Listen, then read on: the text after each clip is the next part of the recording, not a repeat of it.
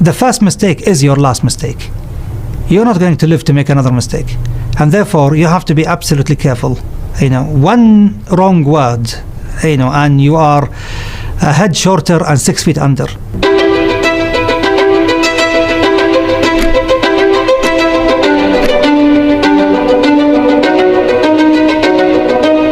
Of course, I didn't wake up one day and said to myself, I'm going to be a spy. Just as I didn't wake up one day 4 years earlier and told myself I'm going to become a terrorist.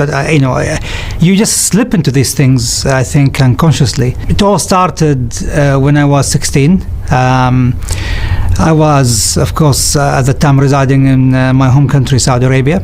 I was more or less a religious student, but of the rebellious nature, if you see what I mean. So I decided, and I have no idea what took over me, to go and fight in Bosnia.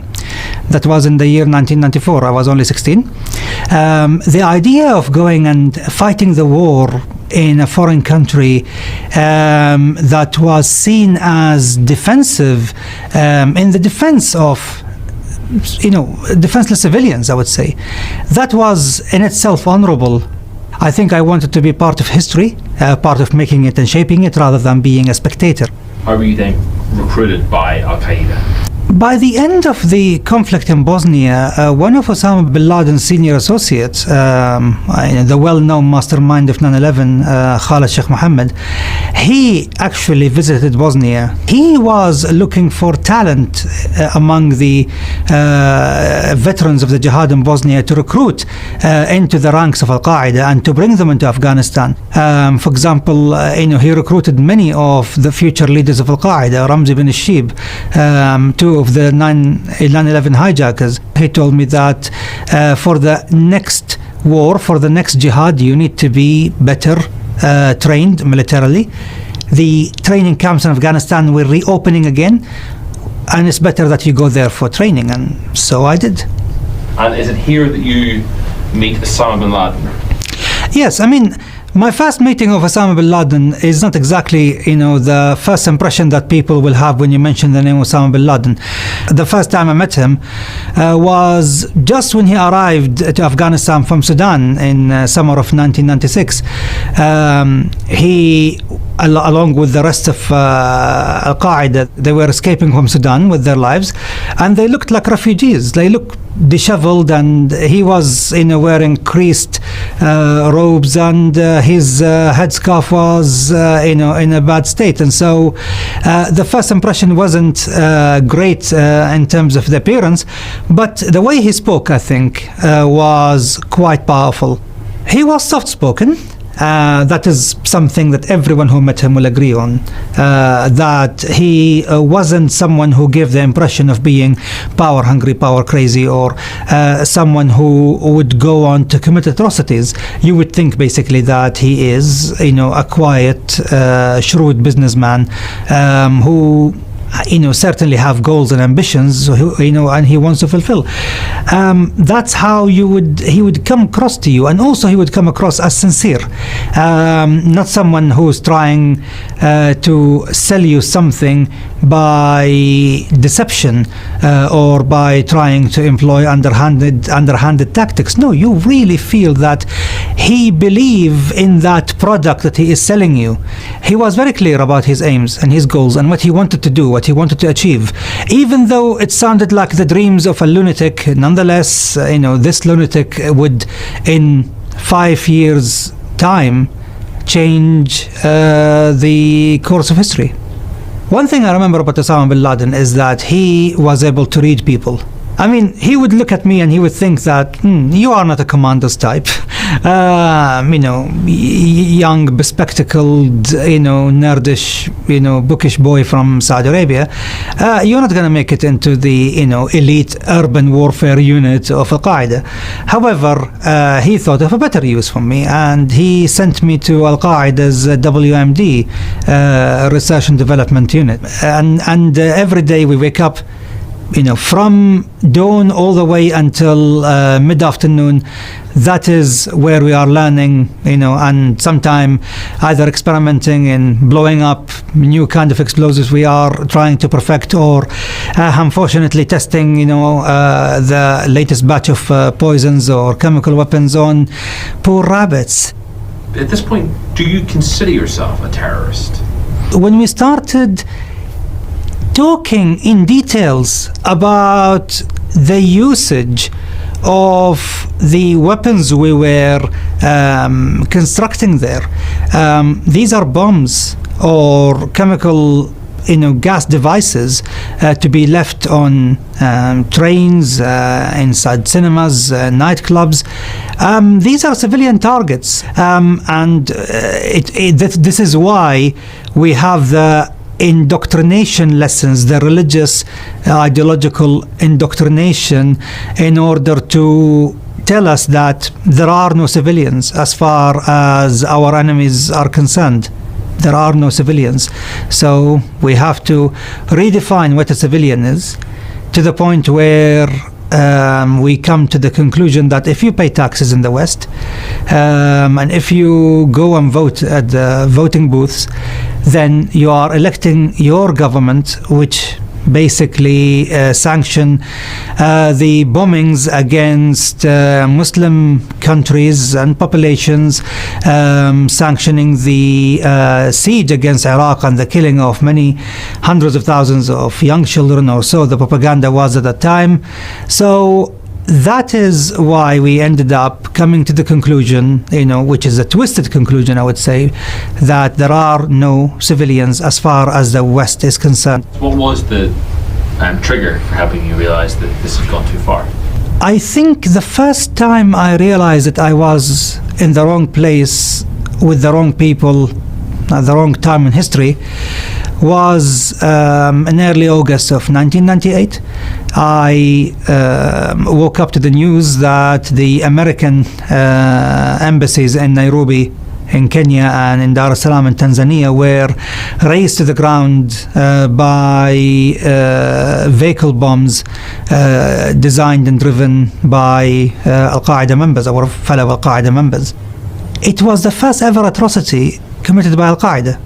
It was the first. It was the opening salvo of this war that they were telling us we were preparing for against the Americans. Details were coming that, in fact, it was an embassy that 220 plus innocent people from Kenya, from Uganda and from Somalia were killed at that attack because they were at the wrong place at the wrong time. 150 were blinded for life. The total number of people who were wounded exceeded 5,000. The reason is because the device was so big, but also they embedded thousands of shrapnels within the device to maximize the number of casualties, which wasn't excusable, because the target is the embassy. You want to destroy it. Why you want to harm every single one who is in the vicinity? What we are doing here is no longer the acts of revolutionaries or insurgents. It's more or less pure terrorism. When I went to the de facto mufti of Al-Qaeda at that time and asked him the question whether, how can we justify this? I said to him, I remember that, look, I'm not doubting anything, but I want to be at peace in my heart that we did the right thing, because it's just 220 people dying in order to get at 12 Americans, and these 220 had nothing to do with what America is doing in Saudi Arabia. So his answer was quite chilling. I mean, he said, look, we have all this justification that if the enemy is hiding among civilians, then we have the right to go and kill them, even if it means the killing of these civilians, and then God will sort them out. I mean, he went as far as, saying that, after all, there are a bunch of Africans who care. I made the conscious decision to leave, and I just waited for the right moment to go. I mean, I already had the perfect excuse. I had a medical condition that I needed to go and leave Afghanistan in order to get it treated. I left in December of 1998, just 3.5 months after the atrocity, and through some some incredible circumstances, I ended up in the lap of the British intelligence. Can you tell us how you were turned by the British? It so happened that I went to Qatar in order to just regroup and to think where to go from there and to decide what next to do with my life. That I now left Al-Qaeda. I remember on the aircraft from Peshawar to Doha in Qatar, I was even recanting and renouncing my oath of allegiance to Al-Qaeda. I just wanted to be out, and I didn't want to continue with them. When I went to Qatar, I ended up actually being detained there. However, those who detained me in Qatar, the authorities there were extremely kind, and they were more or less understanding of my circumstances, especially after I explained that actually I was leaving. They told me that while they admire my idea that I wanted to go to university, basic study history and become a teacher in the future, that while it is noble and nice and wonderful that you want to turn your life around, there is a catch here, which is that Qatar is a very small country. So the reality is that you will end up, I will end up meeting my former associates on daily basis, in mosques or shopping centers, and therefore the objective of hiding away from them, is more or less gone out of the window altogether. And so they suggested that I should be more or less protected and utilized by a much bigger agency in a bigger country that will understand the value of what I would be able to do, and then take it from there. And so that is why I more or less found myself accepting. On the same day I had to say either yes or no. I said yes. On the same day I was on a British Airways flight to London. What was your mission? I think the question should be, what wasn't my mission? There were so many tasks. You see, when you are a spy, within an organization like Al-Qaeda, in a place like Afghanistan, which was a black hole. By the way, Afghanistan was literally the black hole of telecommunications in the entire globe at that time. It was even more disconnected than North Korea. There were no landlines, and there were no mobile phones. The only way you can transmit information to the outside world is by going out. And therefore, your task is to absorb everything around you. So, you are learning about the camps, locations, the number of people attending, the names, aliases, the breakdown in terms of demographics, ethnicities of people coming in, nationalities of people coming in, their ages, where they come from, what are their aims. And then when you come out, you spend literally, hundreds of hours putting it back together from your mind, from your memory, and reconstructing it again for the benefit of the intelligence services. Were you nervous? Okay. I get asked this question so many times. Were I nervous? One thing you should know about espionage, as well as bomb making, the first mistake is your last mistake. You're not going to live to make another mistake. And therefore, you have to be absolutely careful. One wrong word, and you are a head shorter and 6 feet under. If you are nervous, it will show. It will show. When you go there, before you reach there, you really convince yourself that you are back to that old persona, that you are a genuine West-hating, bloodthirsty jihadist, and you have no qualms whatsoever about killing all of those who stand in our way. You bury your nervousness so deep in order to make sure that it doesn't show on my face. I remember in 1999, in one of the camps, I was in the kitchen, there were other people, but then I realized that the people around me were leaving towards the door behind my back. I didn't know why, but then before I wanted to turn around and look around and see why, I distinctly felt the end of a pistol against my spine. I distinctly heard the voice of one of our fellow jihadists in the camp, menacingly uttering these words: "Now it's over, give it up, we know who you are, you know who you're working for, it's over, now you have to come with me quietly."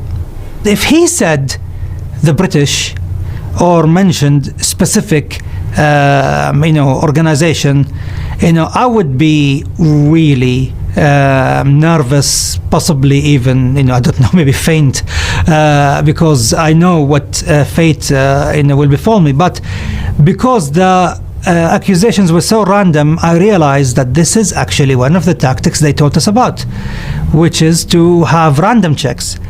So I turned around, told him in no uncertain terms, lower your weapon.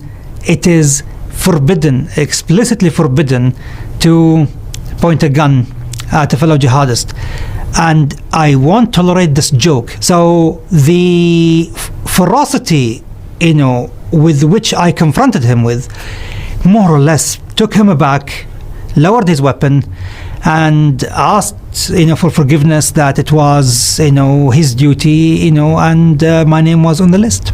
After he left the kitchen, even though it was November in Afghanistan, it was started to snow, I was sweating buckets.